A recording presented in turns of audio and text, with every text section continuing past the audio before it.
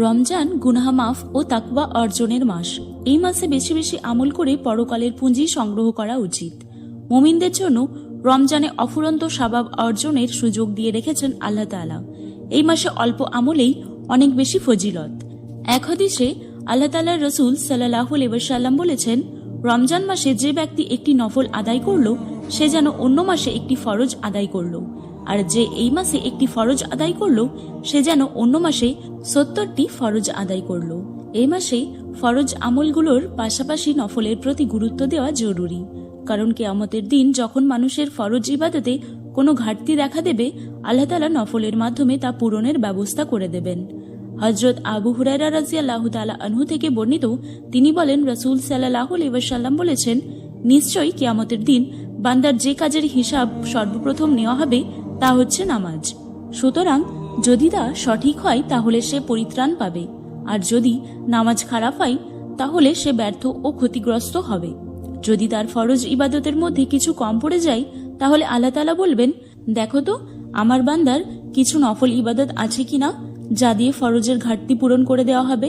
অতঃপর তার অবশিষ্ট সমস্ত আমলের হিসাব এইভাবে গৃহীত হবে। নফল ইবাদতের মধ্যে আল্লাহ তাআলার রাসূলের কাছে সর্বাধিক প্রিয় আমল ছিল তাহাজ্জুদের নামাজ। এক হাদিসে তিনি বলেন, রমজানের রোজার পর সবচেয়ে উত্তম রোজা মুহররমের, আর ফরজ নামাজের পর সবচেয়ে উত্তম হলো রাতের নামাজ, অর্থাৎ তাহাজ্জুদের নামাজ।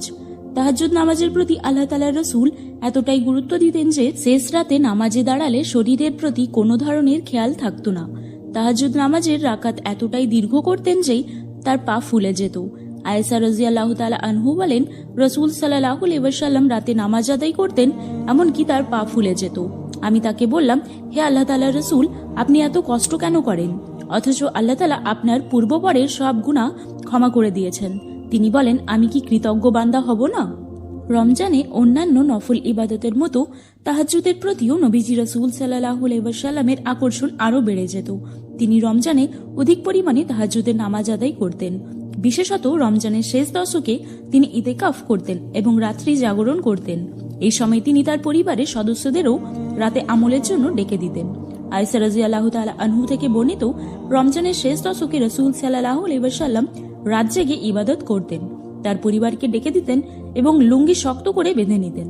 হযরত আবু হুরায়রা রাদিয়াল্লাহু তাআলা আনহু থেকে বর্ণিত, তিনি বলেন, রাসূল সাল্লাল্লাহু আলাইহি ওয়াসাল্লাম রমজান মাসে তাহাজ্জুদের প্রতি উদ্বুদ্ধ করতেন, তবে তিনি অবশ্য পালনীয় বিষয় হিসেবে নির্দেশ দেননি।